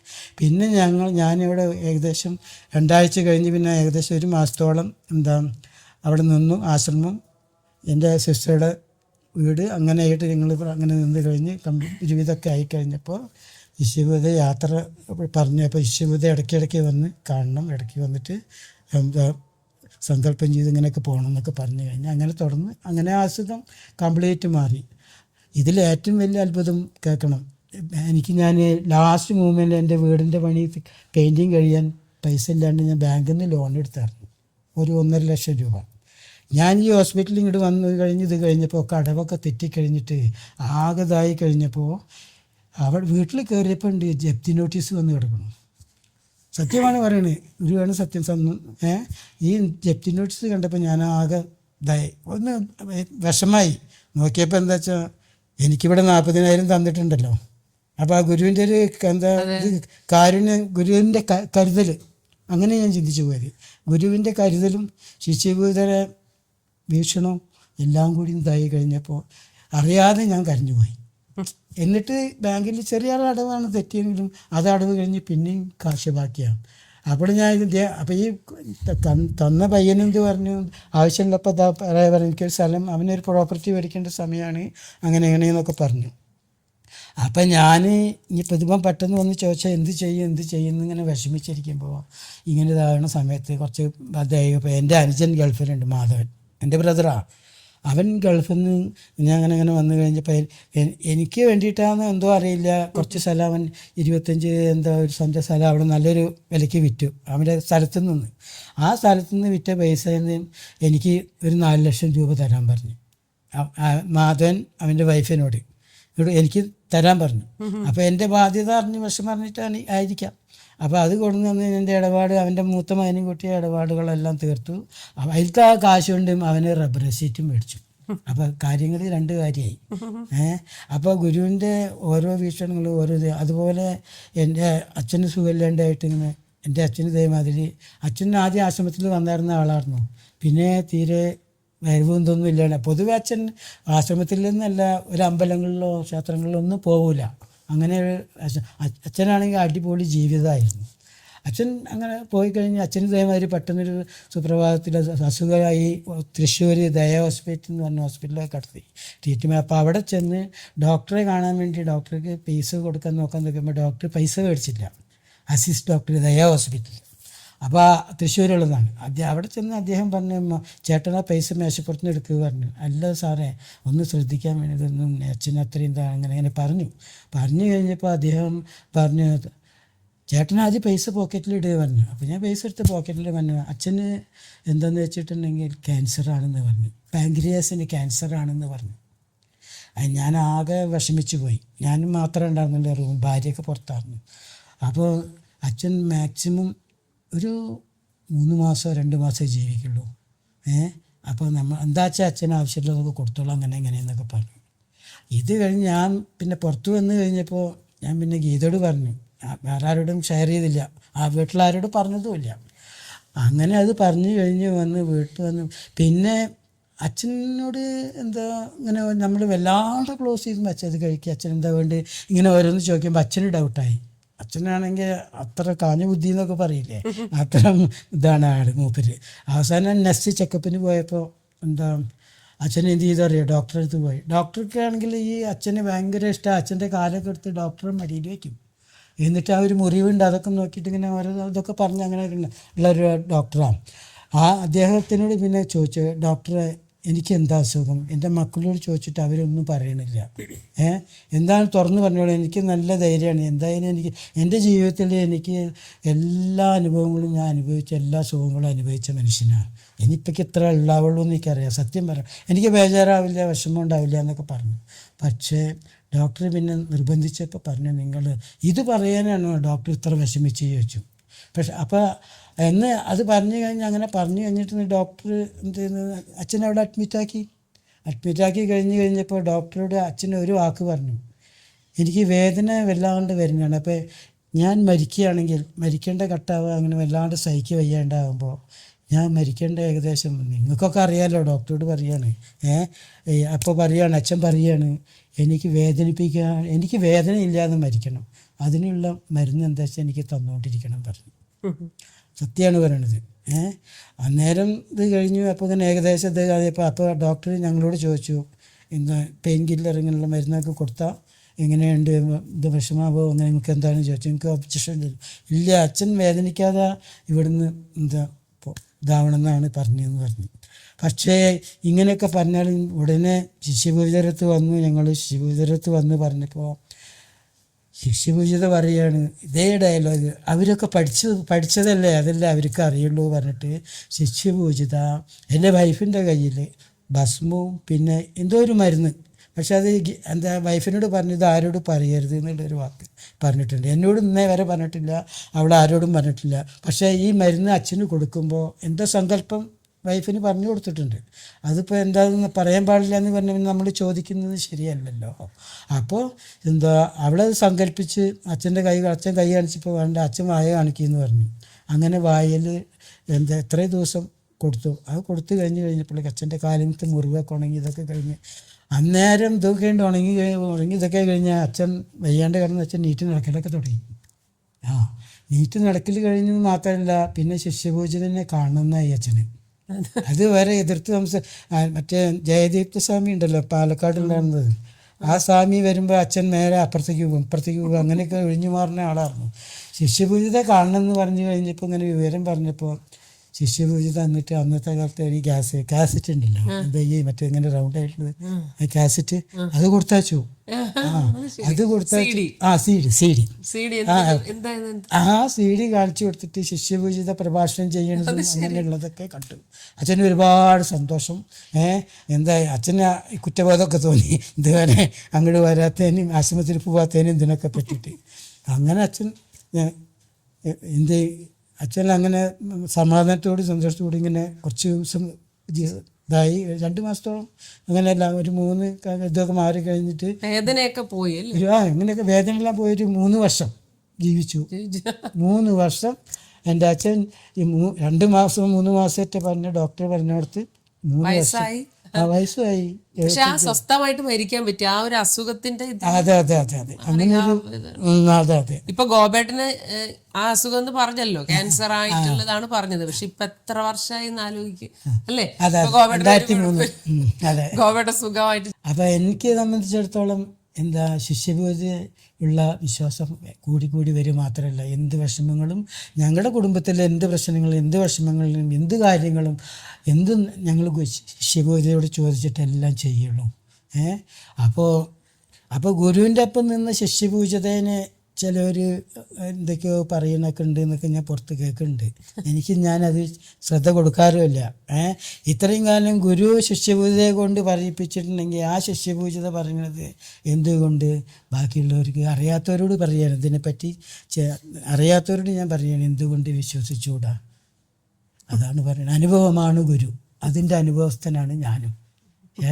ശിഷ്യപൂജിത ഓടി നമസ്കാരം ശിഷ്യപൂജയ്ക്ക് പറയാനുള്ളത്, അല്ലാണ്ട് ഒന്നും പറയാനില്ല.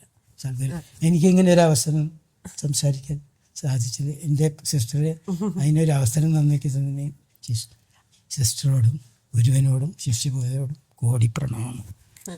പിന്നെ ഇപ്പൊ ഗോപേട്ടൻ ഇത് പറഞ്ഞു, ഇതുപോലെ എല്ലാവർക്കും. അതുകൊണ്ടാണ് ഇവരൊക്കെ എത്ര മോശമായിട്ട് പറഞ്ഞാലും ആൾക്കാരൊന്നും എടുക്കില്ല. നിങ്ങളിവിടെ ഓരോ ഫംഗ്ഷനും വന്നു നോക്കും, ദിവസവും ആൾക്കാർ എത്ര കൂടി വന്നുകൊണ്ടിരിക്കുകയാണ്. കാരണം ഓരോരുത്തർക്കും എത്ര ഇങ്ങനെ മോശമായിട്ടൊരു 10-20 പേര് അവിടെ ഇരുന്ന് പറഞ്ഞാലൊന്നും തീരുന്നൊരു സ്ഥലമല്ല. അല്ലെങ്കിൽ അതൊന്നും മനുഷ്യർക്ക് മനസ്സിലാവില്ല, അവരത് കേൾക്കുന്നു പോലും. അതൊന്നും ആരും എടുക്കില്ല. കാരണം വെച്ചാൽ ഓരോരുത്തരുടെ ഇപ്പോൾ എൻ്റെ അനുഭവം അല്ലേ എനിക്ക് ഏറ്റവും വലുത്, അതുപോലെ ഓരോരുത്തരുടെ. അപ്പം അഭിമന്യ ശിഷ്യപൂജിത ഇപ്പോൾ നമ്മുടെ ശാന്തിഗിരി ആശ്രമത്തിൻ്റെ ഗുരുസ്ഥാനിയാണ്, നമ്മുടെ ഗുരുവിൻ്റെ പ്രിയപ്പെട്ട ശിഷ്യപൂജിത. അപ്പോൾ നമുക്ക് ഒരു ഗുരുസ്ഥാനത്ത് ഒരാളെ തന്നിട്ടാണ് നമ്മുടെ ഗുരു ആദിസങ്കല്പത്തിൽ ലയിച്ചിരിക്കുന്നത്. അപ്പോൾ അത് നമ്മൾ സന്തോഷമായിട്ട് നമ്മളത് മനസ്സിലാക്കുക. ഇപ്പോൾ ഫെബ്രുവരി 22 വരാൻ പോവാണ്, അന്നാണ് അവസ്ഥാപൂർത്തീകരണമാണ് അഭിമന്യ ശിഷ്യപൂജിതയുടെ. അപ്പോൾ അങ്ങനെ ഒരു ഗുരുസ്ഥാനത്തേക്ക് ശിഷ്യപൂജിത വന്ന ആ ഒരു സുദിനമാണത്, അവസ്ഥാപൂർത്തീകരണം എന്ന് പറയുന്നത്. അപ്പോൾ അതിനാണ് നമ്മളിപ്പോൾ വ്രതമൊക്കെ എടുത്ത് പൂവിടുന്നത്. ഇപ്പോൾ ഗോപേട്ടനും ഗീത ചേച്ചിയും മക്കളും ഒക്കെ വന്നത് ആ പൂവിടലിൽ അവർക്ക് 2 ദിവസമെങ്കിലും പൂവിടാൻ വേണ്ടിയാണ്. ഒറ്റപ്പാലത്ത് നിന്ന് 3 ദിവസം പൂവിടാം എന്ന് വിചാരിച്ചാണ് അവർ വന്നത്. ഇപ്പോൾ ഇനി അവരിന്ന് തിരിച്ചു പോകും. അപ്പോൾ ഞാൻ ഗോപേട്ടൻ്റെ അടുത്ത് പറഞ്ഞു, ഗോപേട്ട എന്താണ് ഗോപേട്ടൻ്റെ അനുഭവം ഒന്ന് പറയാൻ പറഞ്ഞു. ഗോപേട്ടൻ സന്തോഷമായിട്ട് വന്ന് പറഞ്ഞു. അപ്പോൾ ഗോപേട്ടൻ വളരെ സന്തോഷം, കാരണം ഇത് ഒരുപാട് പേർക്ക് ഈ അനുഭവം ഒരു മനസ്സിൽ അവരെ തട്ടും, അതെനിക്ക് ഉറപ്പാണ്. കാരണം എന്ത് വിഷമം വന്നാലും നമുക്ക് അഭിമന്യ ശിഷ്യപൂജിതയെ നമുക്ക് ഗുരുസ്ഥാനത്ത് കണ്ട് ജന്യടുത്ത് എന്ത് പറഞ്ഞാലും നമുക്ക് അതിനൊരു പരിഹാരം ഗുരുവിൽ നിന്ന് കിട്ടുമെന്നുള്ള ഒരു ഉറപ്പാണ് നമുക്കിവിടെ കിട്ടുന്നത്. അപ്പോൾ മറ്റൊരു നല്ല വീഡിയോ ആയിട്ട് നമുക്ക് ഉടൻ തന്നെ കാണാം. സദ്ഗുരുവേശൻ. ഞാൻ ഗോപേട്ടൻ്റെ ഫാമിലി, ഗീത ചേച്ചി, പിന്നെ ചിന്നു, ഇത് മിട്ടു.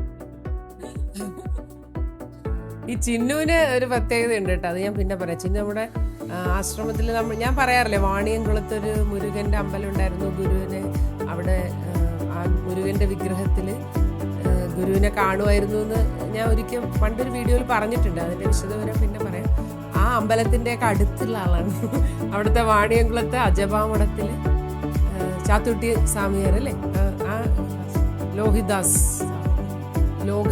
അല്ലേ, അങ്ങനെ. അപ്പം അങ്ങനെയൊക്കെയുള്ള ഉണ്ട്, അതൊക്കെ നമുക്ക് പിന്നെ പറയാം. അപ്പം മിട്ടു കല്യാണം കഴിച്ചു ചിന്നൂര്. അങ്ങനെ ഗായത്രി, ജയഭാരതി പോലില്ലേ, ഗാന്ധിജി ഇവിടെ ഒരു കാര്യം നടന്നറിഞ്ഞു. ഈ നമ്മുടെ ഗായത്രി ഇല്ലേ, ഗായത്രിയുടെ ഫാമിലി അവരുടെ ഹോട്ടലാണ് ജയഭാരത്. അതെല്ലാ സിനിമാക്കാർക്കും അറിയാല്ലേ അല്ലേ. അവിടെ ആരൊക്കെ വന്നിട്ടുണ്ട്? രവീന്ദ്രനാഥ് ടാഗോർ. 1-2 പേരുടെ പേര് പറയുമ്പോൾ മഞ്ജു വാര്യർ, ഡയറക്ടർ സുരേഷ് ഗോപി വന്നിട്ടില്ല, പിന്നെ അങ്ങനെ ജയസൂര്യ. അപ്പൊ വെച്ചല്ലേ അവിടെ മനുഷ്യരി എന്ന് പറഞ്ഞാൽ സിനിമാഗ്രാമമാണല്ലോ. അപ്പൊ സിനിമാക്കാരെല്ലാവരും അവിടെ നമ്മുടെ വരിക്കാശ്ശേരി മനയിൽ വരും. അപ്പൊ ഇവിടുത്തെ നല്ല വെജിറ്റേറിയൻ ഫുഡാണ് ചിന്നുവിന്റെ അച്ഛൻ്റെ ഒക്കെ ഫാമിലിയുടെ ഹോട്ടൽ എന്ന് പറയും. അപ്പൊ അവരെല്ലാവരും കഴിക്കാൻ വരും അല്ലേ. അപ്പൊ അങ്ങനെ ഒരു കാര്യമുണ്ട്, അവിടെ എല്ലാവരും വരും, സിനിമാക്കാരൊക്കെ അവരുടെ ഹോട്ടലിൽ വരും. അപ്പൊ അങ്ങനെ ഒരു കാര്യം. അപ്പൊ ശരി, അവരെല്ലാവരും പോവാൻ ഇറങ്ങി. എന്നാൽ ശ്രീയെ സംബന്ധിച്ചാണെങ്കിൽ ശ്രീ ഇതിൻ്റെ ഒരു സൈക്കോളജിക്കലായിട്ടുള്ള ഒരു വശം മനസ്സിലാക്കിയ ഒരാളാണ്. അപ്പോൾ ആശയം വെറുതെ പറയാന്നുള്ളതല്ല, അതിൻ്റെ ആന്തരികമായിട്ടുള്ള ചില വശങ്ങൾ ശ്രീക്ക് അത് അനുഭവത്തിലൂടെ മനസ്സിലായിട്ടുള്ളതുകൊണ്ട് ശ്രീ അതിനൊരു വിശദീകരണം കൊടുക്കുന്നത് വളരെ വ്യത്യസ്തമാണ്. ജനങ്ങൾക്ക് അത് കൂടുതൽ ഉൾക്കൊള്ളാൻ, അതായത് യഥാർത്ഥ ആ പ്രോബ്ലത്തിലേക്ക് അത് എത്തിക്കുന്ന ചില കാര്യങ്ങൾ ശ്രീ പറയുന്നത് കേട്ടിട്ട് ഞാൻ തന്നെ അത്ഭുതപ്പെടാറുള്ളൊരു കാര്യമാണ്. അത് ഒരുപാട് പേർക്ക് ഉപയോഗപ്പെടുന്നുണ്ടെന്ന് നമുക്ക് വ്യക്തമായിട്ട് നേരിട്ട് മനസ്സിലായ ഒരു പശ്ചാത്തലത്തിലാണ് നമ്മളിതിങ്ങനെ സംസാരിക്കാമെന്ന് വിചാരിക്കുന്നത്. അപ്പോൾ ശ്രീ എന്താണ് ശ്രീക്ക് ഇതിൽ പറയാനുള്ളത്? എന്ത് പറയുന്നു ശ്രീ? സദ്ഗുരു ശരണം. ഇവിടെ ഇപ്പോൾ നമ്മൾ ഈ മറ്റ് ചാനലിലൊന്നും ഉള്ളവർക്കുള്ള മറുപടിയായിട്ടോ അല്ലെങ്കിൽ ആരോപണങ്ങളായിട്ടോ ഒന്നും അല്ല, നമുക്ക് മനസ്സിലായിട്ടുള്ള ചില കാര്യങ്ങൾ, നമ്മുടെ ഒരു ജീവിതത്തിൽ നമുക്ക് മനസ്സിലായിട്ടുള്ള കാര്യങ്ങൾ, നമുക്ക് വളരെയധികം ചെറുപ്പം മുതൽ അറിയാവുന്ന ഒരു പ്രസ്ഥാനത്തെക്കുറിച്ച്, അല്ലെങ്കിൽ നമ്മുടെ ജീവിതത്തിലെ ഏറ്റവും മഹനീയമായിട്ട്, അല്ലെങ്കിൽ നമുക്ക് ജീവിതത്തിൽ കിട്ടിയ ഏറ്റവും വലിയൊരു ഭാഗ്യമായിട്ട് നമ്മൾ കരുതുന്ന ഒരു ഭാഗമാണ് നമ്മൾ ഈ ആശ്രമവുമായിട്ട് ബന്ധപ്പെട്ടിട്ടുള്ള ഒരു അനുഭവം. നമ്മളെ സംബന്ധിച്ച് നമ്മുടെ ജീവിതത്തിൽ നമുക്ക് സംഭവിച്ചിട്ടുള്ള അല്ലെങ്കിൽ കിട്ടിയിട്ടുള്ള ഏറ്റവും വലിയൊരു ഭാഗ്യമാണ്. അപ്പോൾ അത് ഗുരുവിൽ നിന്നായാലും അഭിവന്ദ്യ ശിഷ്യപൂജിതയിൽ നിന്നായാലും നമുക്ക് ആ ഗുരുമഹിമയുടെ അല്ലെങ്കിൽ ആ ദൈവികമായിട്ടുള്ള എന്തോ നമുക്ക് പറഞ്ഞറിയിക്കാൻ കഴിയാത്ത ഒരു അനിർവചനീയമായിട്ടുള്ള ഒരു സാന്നിധ്യമായിട്ട്, അല്ലെങ്കിൽ ദൈവികമായിട്ടുള്ളൊരു ഒരു ചലനമായിട്ട് നമ്മുടെ ജീവനെ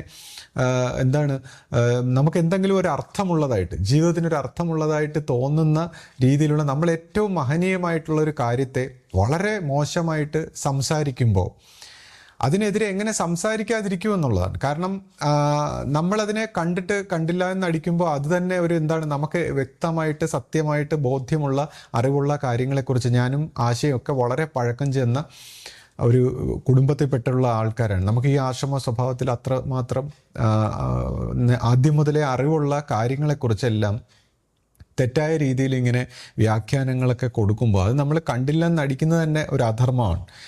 അപ്പോൾ നമ്മളിപ്പോൾ ഇതിനൊന്നും മറുപടി എന്നുള്ള രീതിയിലല്ലാതെ എന്തുകൊണ്ട് ഇങ്ങനെയൊക്കെയുള്ള കാഴ്ചപ്പാടുകൾ ഉണ്ടാകും, ഓരോ വ്യക്തികൾക്കും ഇതുപോലുള്ള തെറ്റായ കാഴ്ചപ്പാടുകൾ എങ്ങനെ ഉണ്ടാകും. ഇപ്പോൾ ഒരു ആശ്രമ സ്വഭാവത്തിൽ പ്രവർത്തിക്കുമ്പോൾ ഒരു ശരിയായ കാഴ്ചപ്പാട് ഉണ്ടാകണമെന്നുള്ളതാണ്. നമുക്കെല്ലാം നമ്മുടെ ജീവിതത്തിൽ ഉണ്ടാകുന്ന പ്രശ്നങ്ങൾ, നമുക്ക് ഒരുപാട് പ്രോബ്ലംസ്, ഒരുപാട് ഇഷ്യൂസൊക്കെ ഉണ്ട്.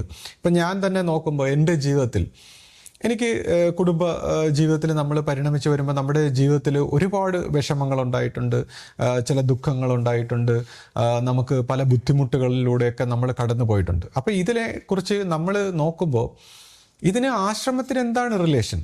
ഈ കാര്യത്തിൽ നമ്മുടെ ഈ ജീവിതത്തിൽ ഉണ്ടായിരിക്കുന്ന വിഷയങ്ങൾക്ക് ആശ്രമത്തിന് എന്തെങ്കിലും ഒരു റോളുണ്ടോ? ഞാൻ ചിന്തിക്കുമ്പോൾ നമുക്ക് അതിൽ നിന്ന് കരകയറാനും അതിനെ ഒരു ദൈവികമായൊരു സാന്നിധ്യമായിട്ട് നമ്മളെ പ്രൊട്ടക്റ്റ് ചെയ്ത് രക്ഷിക്കുന്ന ഒരു ഭാഗം ഒഴിച്ചാൽ മറ്റ് നെഗറ്റീവായിട്ടുള്ള കാര്യങ്ങളെല്ലാം നമ്മൾ അനുഭവിക്കേണ്ടതാണ്, അല്ലെങ്കിൽ നമ്മുടെ ജീവിതത്തിൽ സംഭവിച്ചതാണ്, അല്ലെങ്കിൽ അതിന് നമ്മളാണ് അതിന് കർത്താവ്, നമ്മളിലാണ് ആ കർമ്മം ഇരിക്കുന്നത്. അപ്പോൾ ഇതിന് നമുക്ക് മറ്റാരെയും കുറ്റപ്പെടുത്താൻ പറ്റില്ല എന്നുള്ളതാണ്. അപ്പോൾ നമ്മുടെ ജീവിതത്തിൽ എന്നെ സംബന്ധിച്ച് നമ്മുടെ ജീവിതത്തിൽ കിട്ടിയിട്ടുള്ള നന്മകൾ, അല്ലെങ്കിൽ പോസിറ്റീവായിട്ടുള്ള ഒരു ദൈവകാരുണ്യമായിട്ടുള്ള നമുക്കുണ്ടായിട്ടുള്ള അനുഭവങ്ങൾ, നന്മകൾ നമ്മൾ ആ ദൈവത്തിൻ്റെ ഒരു അനുഗ്രഹമായിട്ട് കാണുന്നു. മറ്റു കാര്യങ്ങൾ നമ്മുടെ കർമ്മഫലമായിട്ട് കാണുന്നു. ഒരു ആശ്രമത്തിൽ വരുന്നത് നമ്മൾ ഈ പറഞ്ഞ കണക്ക് സുഖിക്കാൻ വേണ്ടിയല്ല എന്ന് പറഞ്ഞാൽ എല്ലാ സുഖങ്ങളും എല്ലാ പോസിറ്റിവിറ്റിയും അല്ലെങ്കിൽ എല്ലാ രീതിയിലും അങ്ങനെയല്ല. ഗുരു നമ്മളെ പഠിപ്പിച്ചിട്ടുള്ളതെന്ന് വെച്ചാൽ നമ്മുടെ ജീവിതത്തിൽ എന്താണോ ജീവനിൽ ഒളിഞ്ഞിരിക്കുന്ന ആ കർമ്മഗതികൾ അതിനെ ഇളക്കി ശുദ്ധമാക്കി നമ്മുടെ അടുത്ത തലമുറയ്ക്കെങ്കിലും എന്തെങ്കിലും ഒരു നന്മ ഉണ്ടാക്കിയെടുക്കാൻ പറ്റുമോ, അല്ലെങ്കിൽ നമ്മുടെ ജീവനെ ഇതിൽ നിന്ന് മോചിപ്പിക്കാൻ പറ്റുമോ. അപ്പം നമ്മുടെ കർമ്മഗതികൾ ഇളകി വരുമ്പോൾ അതിൽ നന്മയാണോ തിന്മയാണോ, അത് ഗുരു പറഞ്ഞത് നമ്മളത് ഇളകി വരുമ്പോൾ നമ്മൾ അത്രത്തോളം പ്രാർത്ഥനാ സ്വഭാവത്തിൽ ഒരു ആത്മീയതയുടെ ഒരു ഭാഗത്ത് നമ്മൾ പോവുകയാണെങ്കിൽ കണ്ണിക്കൊള്ളുന്നത് പിരികത്ത് കൊണ്ട് അങ്ങ് പോകും. ഈ ഒരു വിശ്വാസ സ്വഭാവത്തിൽ പോകുമ്പോൾ നമ്മൾ ആ രീതിയിൽ സമർപ്പണ സ്വഭാവത്തിൽ ജീവിക്കുകയാണെങ്കിൽ നമുക്ക് അങ്ങനെയുള്ള അനുഭവങ്ങൾ വളരെ ലളിതമായിട്ട് പോകും. അതുപോലെ തന്നെ ഗുരു പറഞ്ഞിട്ടുണ്ട്, നമ്മൾ ആ രീതിയിൽ വളരെ സൂക്ഷിച്ചില്ലെങ്കിൽ പിന്നെ എനിക്കൊന്നും ചെയ്യാൻ പറ്റില്ല എന്ന് ഗുരു വളരെ വ്യസനത്തോടെ പറയുന്നതും പല പ്രാവശ്യം നമ്മൾ കേട്ടിട്ടുണ്ട്.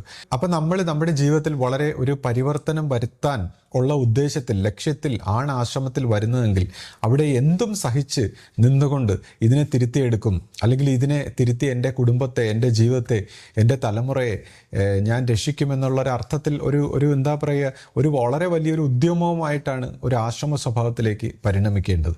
അപ്പോൾ ഇവിടെ ഈ വിരുദ്ധമായിട്ടുള്ള അനുഭവങ്ങൾ പങ്കുവയ്ക്കുന്ന വ്യക്തികളെ സംബന്ധിച്ച് എന്തോ അവരുടെ ഒരു മിസ്അണ്ടർസ്റ്റാൻഡിംഗ് ആണ്, അവരുടെ ഒരു കാഴ്ചപ്പാടിൽ ഉണ്ടായിട്ടുള്ള കുഴപ്പമായിട്ടാണ് ഞാനിതിനെ കാണുന്നത്.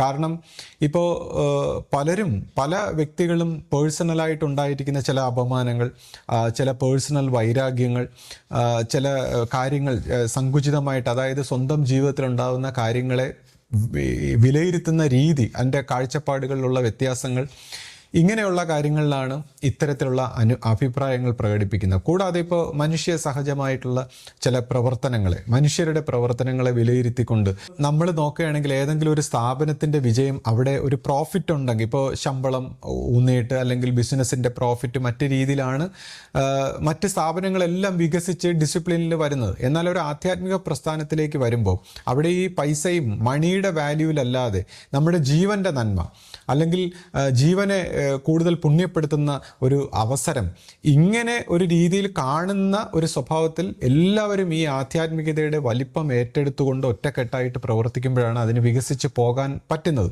അപ്പോൾ അങ്ങനെയുള്ള എന്തെങ്കിലും പാളിച്ചകൾ നമ്മുടെ എല്ലാവരുടെയും ഓരോരുത്തരുടെയും ഭാഗത്തുനിന്ന് വന്നിട്ടുണ്ടെങ്കിൽ അത് പരസ്പരം നമ്മൾ കുറ്റപ്പെടുത്തിയിട്ട് കാര്യമില്ല. അതിനെങ്ങനെ പരിവർത്തനപ്പെടുത്തണം, ഓരോരുത്തരും അവരുടെ പ്രവർത്തനങ്ങളിലും ചിന്തയിലും മനസ്സിനും എല്ലാ കാഴ്ചപ്പാടുകൾക്കും എല്ലാം സമൂലമായൊരു പരിവർത്തനം പെടുത്തിയാൽ മാത്രമേ പറ്റൂ. അത് ഈ പറയുന്ന പോലെ ആരെങ്കിലും ഒരാളുടെ പ്രശ്നങ്ങളല്ല, അത് എല്ലാവരും കൂടിയിരുന്ന് ആലോചിക്കേണ്ട, അല്ലെങ്കിൽ ഓരോ വ്യക്തികളും ആലോചിക്കേണ്ട കാര്യങ്ങൾ.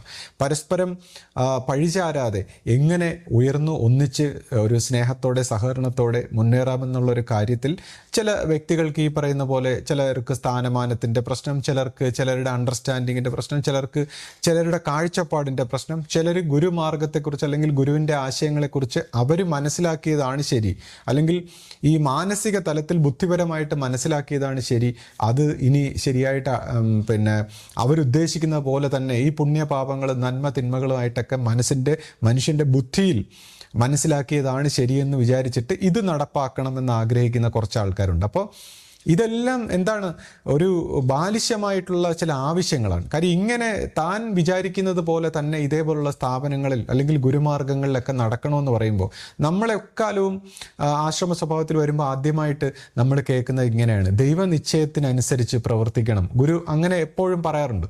അപ്പോൾ നമ്മളെ സംബന്ധിച്ച് അന്നത്തെ ഒരു സ്വഭാവത്തിലെ നമ്മൾ പഠിച്ചിട്ടുള്ളതെന്ന് പറയുമ്പോൾ ദൈവനിശ്ചയത്തിൻ്റെ ഒരു പൂർത്തീകരണം എന്ന രീതിയിൽ പ്രവർത്തിക്കുന്ന ഒരു സ്ഥാപനമായിട്ടാണ് അതാണ് നമ്മുടെ ഒരു ശക്തിയും നമ്മുടെ ഒരു വിശ്വാസവും നമ്മുടെ ഊർജവും. അപ്പോൾ അന്നും ഇന്നും ആ ദൈവനിശ്ചയത്തിൻ്റെ അല്ലെങ്കിൽ ആ സോഴ്സിൻ്റെ, നമ്മുടെ ഹൃദയത്തിൻ്റെ ആ പൂർണ്ണതയുടെ സത്യത്തിൻ്റെ വെളിച്ചത്തിൽ പ്രവർത്തിക്കുന്ന ഒരു സ്ഥാപനമായതുകൊണ്ട് അവിടുത്തെ എല്ലാ പരിവർത്തനങ്ങൾക്കും എല്ലാ കാര്യങ്ങൾക്കും എല്ലാ നിയമത്തിനും അതിൻ്റേതായിട്ടുള്ള ഒരു നന്മ ഉണ്ടാകുമെന്നുള്ളൊരു വെളിച്ചത്തിൽ കാണാനുള്ള ഒരു കഴിവ് നഷ്ടപ്പെട്ടതുകൊണ്ടാണ് ഈ ഓരോ വ്യക്തികളും അവരവർക്ക് മനസ്സിലായ കാര്യങ്ങളും അല്ലെങ്കിൽ അവരവരുടെ പേഴ്സണൽ കാര്യങ്ങളും അല്ലെങ്കിൽ മറ്റു രീതിയിലൊക്കെ ഇങ്ങനെ ആരോപണങ്ങളും സംശയങ്ങളും ഒക്കെ ഉന്നയിക്കുമ്പോൾ ഇത് ആ ദൈവനിശ്ചയത്തിന് അനുസരിച്ച് വിധേയപ്പെട്ട് സമർപ്പിച്ച് പോകാൻ കഴിയാത്ത ഒരു അപക്വമായ ഒരു മനസ്സിൻ്റെ ലക്ഷണങ്ങളായിട്ടാണ് എനിക്ക് കാണാൻ കഴിയുന്നത്. അപ്പോൾ ഈ അപക്വമായിട്ടുള്ള ഒരു ആറ്റിറ്റ്യൂഡിൽ നിന്ന് മാറി ഈ ദൈവനിശ്ചയത്തിൻ്റെ പൂർത്തീകരണത്തിലേക്ക് അല്ലെങ്കിൽ അതിലേക്ക് വികസിക്കാൻ നമുക്കുണ്ടായിരിക്കേണ്ട ഒരു മാനസികാവസ്ഥ, അതിനെക്കുറിച്ചൊക്കെയാണ് നമ്മൾ ഈ ചാനലിൽ സംസാരിക്കുന്നത്. അല്ലാതെ ആർക്കെങ്കിലും എന്തെങ്കിലും മറുപടി അല്ലെങ്കിൽ പകരത്തിന് പകരം എന്നുള്ള അർത്ഥത്തിലല്ലാതെ ഈ ദൈവനിശ്ചയത്തിൻ്റെ ഒരു പൂർത്തീകരണത്തിലേക്ക് നമ്മുടെ മനസ്സിനെ എങ്ങനെ പരിവർത്തനപ്പെടുത്താം, അങ്ങനെ പരിവർത്തനപ്പെടുത്തി കഴിയുമ്പോൾ എങ്ങനെ ആ ദൈവികമായിട്ടുള്ള ആ ഒരു ധർമ്മം നമ്മുടെ നിത്യജീവിതത്തിൽ പോലും ഓരോ ഭാഗത്തും നമുക്ക് ഒരു സഹായമായി, നമുക്കൊരു അനുഗ്രഹമായി, നമ്മുടെ ഓരോ കാര്യങ്ങളും നമുക്ക് അത്രമാത്രം പോസിറ്റീവായിട്ട് അനുഭവപ്പെടുന്നത് എങ്ങനെയാണ്. ഈ ദൈവനിശ്ചയത്തിന് ആത്മസമർപ്പണമാകുന്ന ഒരു മനസ്സുമായിട്ട് വരുമ്പോൾ നമ്മുടെ നിത്യജീവിതത്തിലെ പല കാര്യത്തിൽ ദൈവം ആളായിട്ട് വന്ന് നമ്മളെ സഹായിക്കുന്നതായിട്ട് നമുക്ക് കിട്ടിയിട്ടുള്ള അനുഗ്രഹം അല്ലെങ്കിൽ അനുഭവം. അപ്പോൾ ഈ അനുഭവത്തിലേക്ക് വികസിക്കാൻ നമുക്കുണ്ടായിരിക്കേണ്ട ഒരു മാനസികാവസ്ഥ എന്താണെന്ന് അതുപോലുള്ള കാര്യങ്ങളാണ് നമ്മൾ ചർച്ച ചെയ്യുന്നത്. അപ്പോൾ അത് നമ്മുടെ നിത്യജീവിതത്തിൽ നമുക്ക് എല്ലാ ഭാഗത്തും നമുക്കത് അനുഭവപ്പെടുന്നതാണ്. മറ്റു കാര്യങ്ങൾ, നമ്മുടെ വിഷമങ്ങളെല്ലാം നമ്മൾ ഒരു കഴിഞ്ഞു പോയ അല്ലെങ്കിൽ എന്തെങ്കിലും ഒരു കർമ്മഗതിയുടെ ഒരു ഭാഗമായിട്ട് കളഞ്ഞുകൊണ്ട് നമ്മൾ കഴുകി നമ്മളെ ശുദ്ധമാക്കി ഒരു പുതിയ മനുഷ്യനായിട്ട് ജീവിക്കണം. അതെങ്ങനെയാണെന്നൊക്കെയാണ് നമ്മൾ കരുതുന്നത്. അപ്പോൾ ഇതിനെക്കുറിച്ച് നമ്മളിങ്ങനെ സംസാരിക്കുമ്പോൾ നമ്മളെ കുറ്റപ്പെടുത്താനും അല്ലെങ്കിൽ പരിഹസിക്കാനും, കാര്യം പരിഹസിപ്പിച്ച് വായടപ്പിക്കാമെന്നൊക്കെയാണ് ചിലർ കരുതുന്നത്. അത് ഈ ലോകത്തിൽ നമ്മൾ എന്ത് കാര്യത്തിൽ പ്രവർത്തിക്കുമ്പോഴും ഇങ്ങനെയൊക്കെയുള്ള പല രീതിയിലുള്ള ആൾക്കാരുണ്ടാവും. ഒരു പക്ഷേ അവർ നമ്മളെ ഈ പറയുന്ന പോലെ നമ്മളെ കഴുകി ശുദ്ധമാക്കുന്ന ചില പ്രോസസ്സാണ്, നമ്മുടെ ജീവനെ കൂടുതൽ ശുദ്ധമാക്കുന്ന ഒരു വ്യക്തികളായിട്ട് നമ്മളവരെ കാണുന്നു. അപ്പോൾ അതൊന്നും നമ്മൾ മൈൻഡ് ചെയ്യുന്നില്ല, അതുപോലുള്ള കാര്യങ്ങളൊക്കെ നമ്മൾ തിരസ്കരിക്കുന്നു. അപ്പോൾ ഈ ഒരു നന്മ, ഈ ഒരു ശാന്തി, ഈ ഒരു സ്നേഹം, അതിൻ്റെ മുന്നിൽ നമുക്ക് എന്ത് ഈ പറയുന്ന ആരോപണങ്ങളും അല്ലെങ്കിൽ ഇതുപോലുള്ള തെറ്റായിട്ടുള്ള കുപ്രചരണങ്ങളും മറ്റ് കാര്യങ്ങളും അതെങ്ങനെ ഉണ്ടാകുന്നു, അല്ലെങ്കിൽ അത് എന്തിനു വേണ്ടി ഉണ്ടാകുന്നു, എന്ത് മാനസിക അവസ്ഥയിൽ നിന്നുണ്ടാകുന്നു എന്നൊക്കെ നമ്മൾ ഓരോരുത്തരും ചിന്തിക്കേണ്ടതാണ്. കാരണം ഇതെന്ത് മാനസികാവസ്ഥയിൽ നിന്നാണ് ഇത്തരം ആരോപണങ്ങളും ഇത്തരം കുറ്റാരോപണങ്ങളും ഇത്തരം സൂത്രങ്ങളും ഇത്തരം വേണ്ടാത്ത ലക്ഷ്യങ്ങളും ഒക്കെ ഏത് മാനസികാവസ്ഥയിൽ നിന്നാണ് ഉണ്ടാകുന്നതെന്ന് നമ്മൾ നോക്കണം.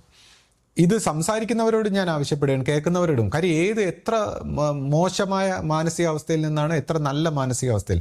ഇപ്പോൾ സ്നേഹം, ശാന്തി, കരുണ എന്നൊക്കെ പറയുന്ന ആ ഒരു മാനസികാവസ്ഥയിൽ നിന്ന് ഒരിക്കലും ഇതുപോലുള്ള മോശമായിട്ടുള്ള കാര്യങ്ങൾ ഉണ്ടാകില്ല. അപ്പോൾ ഇത് എന്ത് തരം മാനസികാവസ്ഥയിൽ നിന്നാണ് ഇതെല്ലാം ഉണ്ടാകുന്നത്?